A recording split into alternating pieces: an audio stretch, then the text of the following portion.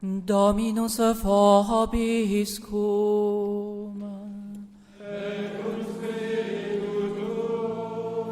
Sequentia Sancti Evangelii secundum Luca.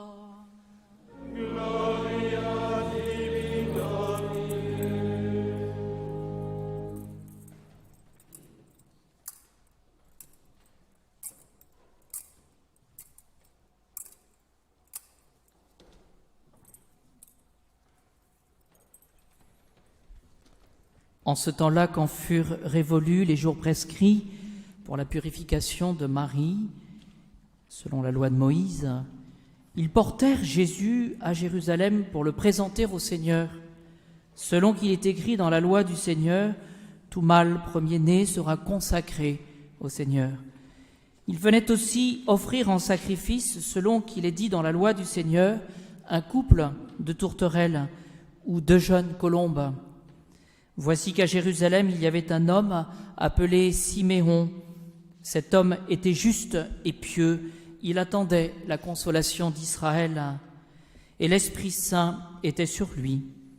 Il lui avait été révélé par l'Esprit Saint qu'il ne verrait pas la mort avant d'avoir vu le Messie du Seigneur.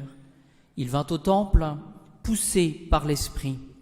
Et comme les parents apportaient l'enfant Jésus afin d'observer les coutumes de la loi le concernant, il le reçut dans ses bras et il bénit Dieu en disant « Maintenant, ô Maître, tu laisses ton serviteur s'en aller selon ta parole dans la paix. Car mes yeux ont vu ton salut, que tu as préparé à la face de tous les peuples, lumière pour éclairer les nations et gloire de ton peuple Israël. »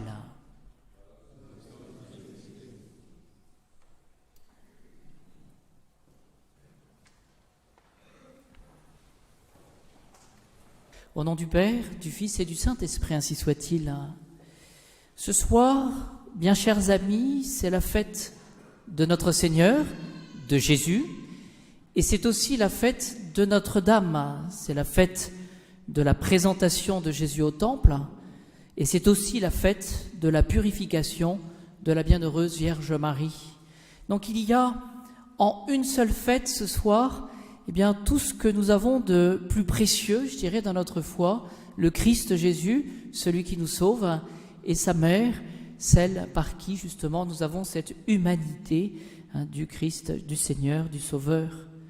Il s'agit de suivre la prescription de la loi de Moïse, qui consistait à se présenter au temple pour les femmes israélites, 40 jours après la naissance d'un fils, tout fils, premier-né, devait être offert.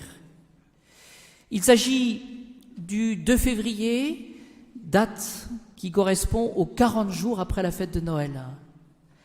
Il s'agit aussi de la fête de la Chandeleur, en raison de la bénédiction des cierges et de la procession pour représenter le voyage de Notre-Dame et de Saint-Joseph portant le Christ Jésus, cet enfant Jésus, au temple. Il s'agit aussi, nous l'avons vu dans l'évangile, du chant, et nous le ferons tout à l'heure, je pense, pendant la messe, du Nunc Dimittis. Maintenant, ô Maître souverain, tu peux laisser s'en aller ton serviteur en paix selon ta parole, en ce sens que le vieillard Siméon a obtenu, par une grâce toute spéciale, de porter l'enfant Jésus dans ses bras, celui qui correspondait finalement à ses saints désirs, à cette attente du peuple Israël, du peuple pour cette venue du Sauveur, c'est-à-dire cette joie d'être sauvé. Bien chers amis, nous avons Notre-Dame, et nous avons tout spécialement ici Notre-Dame des Armées, qui nous protège, notre paroisse. Nous avons aussi le Christ Jésus à travers la prière, à travers cette présence aussi, la présence eucharistique, cette communion, cette bénédiction éventuellement que nous recevrons, à travers aussi ces sacrements que nous recevons par l'Eucharistie, par le sacrement de la pénitence. Jésus, notre Sauveur, est parmi nous. Là où 2 ou 3 seront réunis en mon nom, je serai au milieu d'eux. En ce sens que la joie et en même temps cette paix intérieure que nous pouvons avoir, eh bien nous l'avons par cette présence du Christ Jésus et de Notre-Dame. C'est aussi aujourd'hui la fête tout spécialement des consacrés, c'est-à-dire de tous ceux qui se consacrent au Seigneur dans la vie religieuse. Prions pour qu'il y ait de nombreuses vocations, je dirais cette présence mystérieuse d'âmes consacrées qui justement prient spécialement le Seigneur, prient pour ceux qui ne prient pas, prient pour ceux qui n'ont pas le temps de prier, qui pour nous obtenir toutes ces grâces du Seigneur pour nous dans le monde et aussi pour recevoir, pour présenter aussi toutes nos prières. C'est aussi aujourd'hui, eh bien, ces cierges du 2 février, ces cierges de la Chandeleur, je le disais tout à l'heure, qui sont un sacramental. C'est pas le sacrement, mais sacramental, c'est-à-dire selon nos dispositions d'âme, cette réception avec dévotion de ces cierges, eh bien, servent selon ces oraisons, ces 5 oraisons que j'ai récitées tout à l'heure, chantées tout à l'heure, servent à la sanctification, je l'ai chanté, des hommes.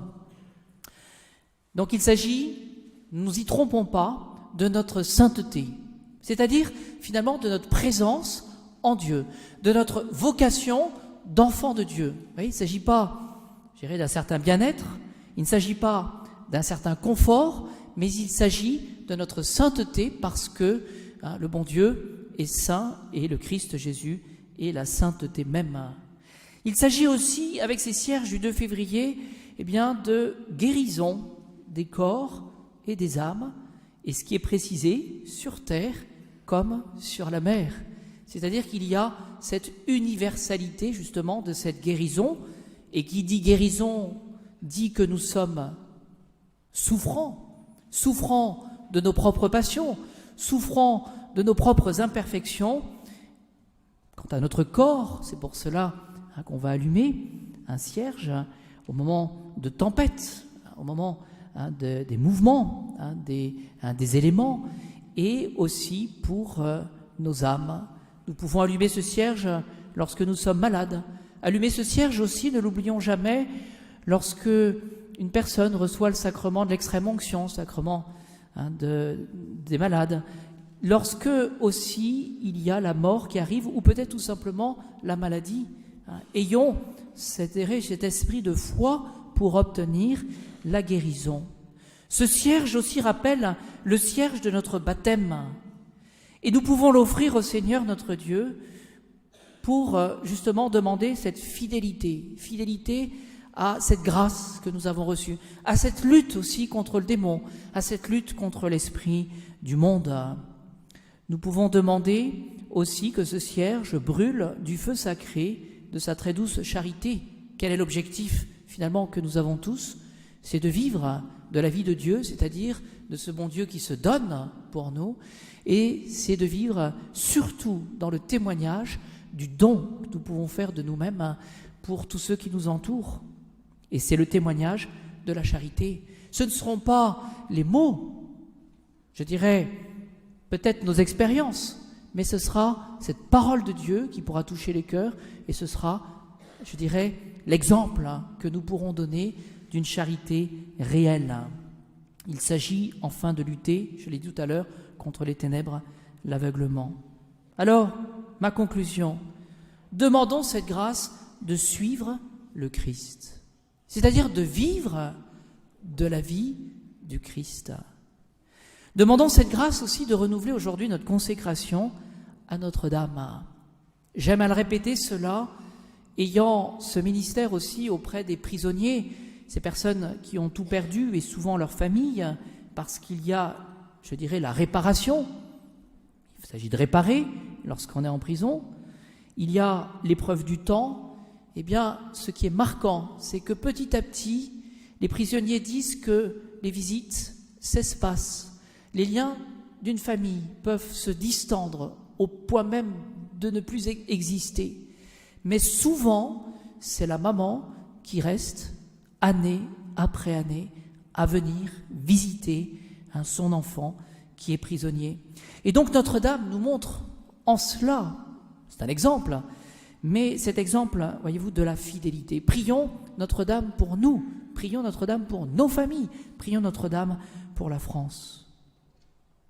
N'oublions pas non plus que le Christ est pour le monde un signe de contradiction. Et c'est le mystère aussi de cette prédiction du vieillard Siméon. Signe de contradiction qui nous dit finalement que nous ne devons pas rechercher le combat pour le combat, cela n'a pas de sens, mais que nous devons accepter bien simplement, bien humblement, d'avoir à batailler pour le règne du Christ Jésus. C'est-à-dire ne pas avoir peur de faire des sacrifices et de souffrir éventuellement pour le salut préparé à la face des peuples.